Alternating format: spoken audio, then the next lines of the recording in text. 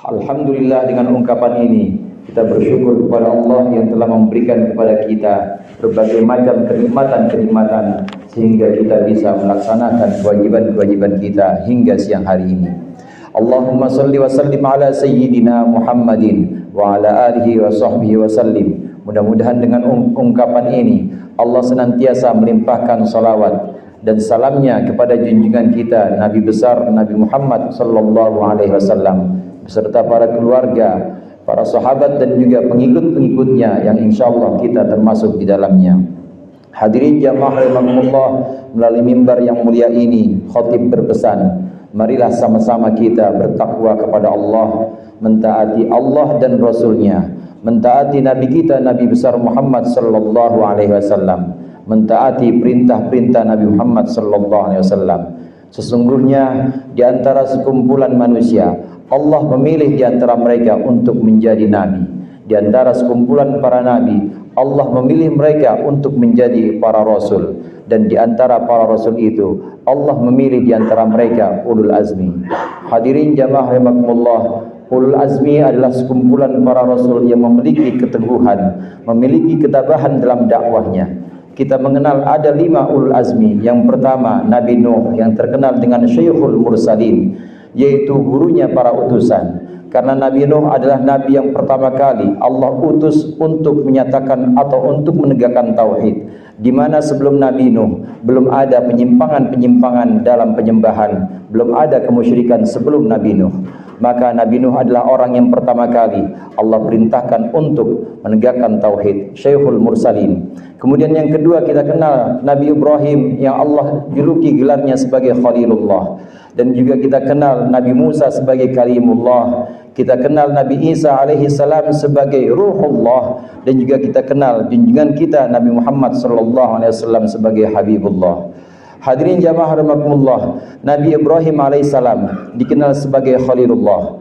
Allah Subhanahu wa taala berfirman, "Wa man ahsanu dinan mimman aslama wajhahu lillah wa huwa muhsinun wattaba'a millata Ibrahim hanifa wattakhadallahu Ibrahim khalila." Dan barang siapa yang lebih baik agamanya ketimbang orang yang menundukkan wajahnya hanya kepada Allah dan orang itu berbuat baik serta mengikuti millah, mengikuti ajaran Ibrahim dengan sesungguhnya, dan Allah memilih Ibrahim sebagai kekasihnya. Hadirin jamaah rahimakumullah, Nabi Ibrahim Allah pilih sebagai Khalil, Allah pilih sebagai kekasihnya.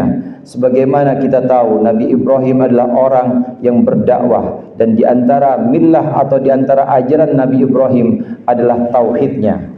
Tauhid yang dimaksud di sini adalah tauhid yang hakiki, tauhid yang benar-benar berserah diri dan bersandar hanya kepada Allah.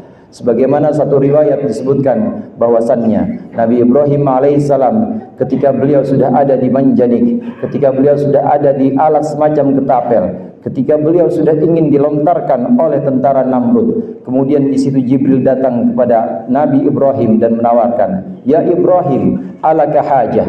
Wahai Ibrahim, apakah engkau butuh bantuan? Kemudian Nabi Ibrahim menjawab, "Ama ilaika fala." Kalau butuh kepadamu maka aku tidak butuh. "Ama ilallah fabala." Tetapi adapun kepada Allah maka aku senantiasa membutuhkan Allah Subhanahu wa taala. Kemudian malaikat Jibril berkata kepada Ibrahim, "Kalau begitu fas'alhu." Mintalah Ibrahim kepada Allah.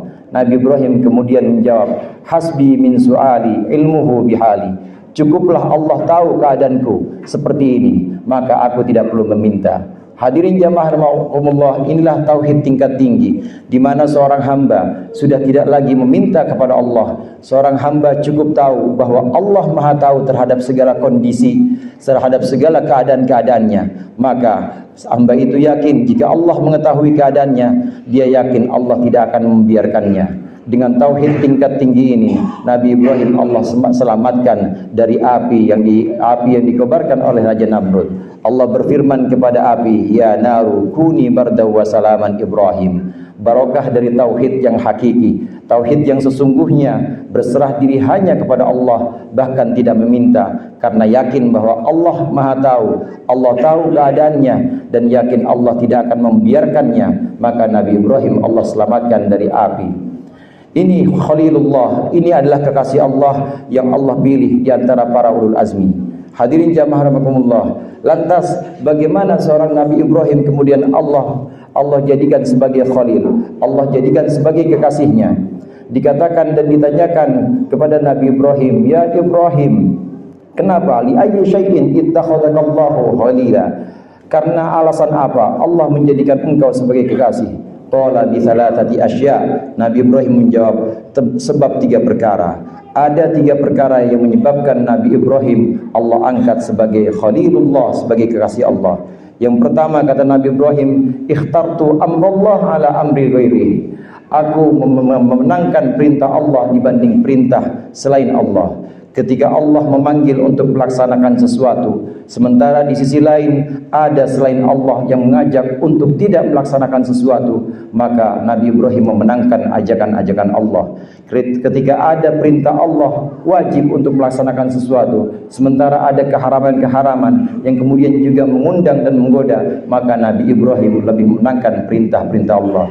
Demikian juga kita yang bisa meneladani sikap Nabi Ibrahim, maka hendaknya kita lebih memenangkan perintah-perintah Allah, ajakan-ajakan syariat, melaksanakan kewajiban-kewajiban seperti sholat, puasa, sedekah dan lain sebagainya. Ini lebih kita dahulukan dibandingkan panggilan-panggilan dan ajakan-ajakan selain Allah. Dengan resep ini atau dengan tips ini, memenangkan ajaran Allah, memenangkan perintah-perintah Allah dan mengalahkan perintah yang lainnya, Nabi Ibrahim Allah jadikan sebagai Khalilullah. Kemudian yang kedua kata Nabi Ibrahim, wa mahtamamtu bima takaffalallahu li, dan aku tidak pernah bersedih dengan sesuatu yang telah Allah jamin. Hadirin jamaah rahimakumullah, tauhid atau keberserahan diri kita kepada Allah antara lain adalah dengan yakinnya kita terhadap rizki yang sudah Allah jamin. Wa ma min dabbatin fil ardi illa 'ala Allahi rizquha. Allah sudah menjamin bahwa tidak ada satupun makhluk di muka bumi ini, baik binatang, tumbuh-tumbuhan, hewan atau apapun makhluk di muka bumi ini, tidak ada yang rizkinya tidak ditanggung oleh Allah. Semuanya Allah jamin dan Allah tanggung. Rizki untuk makhluk-makhluknya sudah Allah tanggung. Dengan demikian tidaklah usah kita khawatir terhadap masalah rizki. Hadirin rahimakumullah, justru yang perlu kita tekankan dan yang perlu kita khawatirkan adalah sesuatu yang belum dijamin oleh Allah. Yang belum dijamin oleh Allah untuk kita adalah ibadah kita, salat kita. Kalau bukan kita, maka tidak akan ada yang mewakili salat kita. Demikian juga puasa kita, kalau bukan kita yang melaksanakan, maka tidak akan ada yang bisa mewakili puasa kita. Demikian juga yang belum Allah jamin adalah keselamatan kita di akhirat. Bagaimana mungkin kita memenangkan rizki? Bagaimana mungkin kita memenangkan rizki? Mengejar rizki sementara Allah menjamin rizki itu dan Allah belum menjamin keselamatan. Karenanya kejarlah yang belum Allah jamin, yakni keselamatan kita di akhirat, ibadah kita yang belum dijamin, kebaikan hati kita atau keterusan kita yang belum dijamin. Inilah yang harusnya kita kejar, inilah yang harusnya kita terus benahi, bukan malah kita mengejar-ngejar rizki yang sudah Allah jamin. Ini Nabi Ibrahim yang kedua sikapnya terhadap rizki. Nabi Ibrahim tidak pernah bersedih terhadap apa-apa yang sudah dijamin oleh Allah, yakni terhadap rizki yang Allah jaminkan kepada seluruh makhluknya. Kemudian yang ketiga, Nabi Ibrahim Allah pilih sebagai kekasihnya karena wa ma ta'asyaitu wa ma taghaddaitu illa ma'adhaif. Tidaklah aku pernah makan, baik makan pagi maupun makan sore, kecuali aku makan bersama para tamu. Hadirin rahimakumullah, Nabi Ibrahim dikenal sebagai Abul Anbiya, yaitu bapaknya para nabi. Di mana nabi setelah Nabi Ibrahim pasti garis keturunannya adalah dari Nabi Ibrahim alaihissalam. Bisa dari Ishak bin Ibrahim, bisa dari Ismail bin Ibrahim yakni nabi kita, dan juga bisa dari Madian seperti Nabi Syuaib yang terlahir dari Madian bin Ibrahim. Ini sebutan Abul Anbiya. Namun bukan hanya itu julukan untuk Nabi Ibrahim. Nabi Ibrahim juga terkenal sebagai Abu Difan. Nabi Ibrahim terkenal sebagai bapaknya para tamu.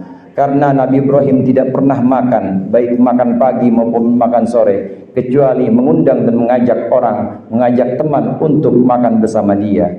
Beliau dikenal sebagai Abu Difan, bahkan sampai-sampai ketika beliau ingin makan dan belum ada orang di rumahnya, maka beliau keluar dari rumah lalu berjalan sekitar 1 mil atau 2 mil untuk mencari teman yang diajak makan. Ini keutamaan Nabi Ibrahim. Dengan 3 keutamaan ini, maka Allah menjadikan Nabi Ibrahim sebagai Khalilullah, sebagai kekasih Allah di antara para ulul azmi.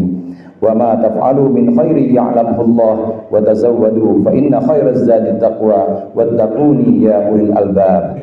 Dan apapun yang kalian lakukan, kebaikan apapun itu, maka Allah akan mengetahuinya. Dan berbekallah dengan bekal takwa, karena sesungguhnya sebaik-baiknya bekal adalah takwa. Dan bertakwalah kalian kepadaku, wahai orang-orang yang memiliki akal.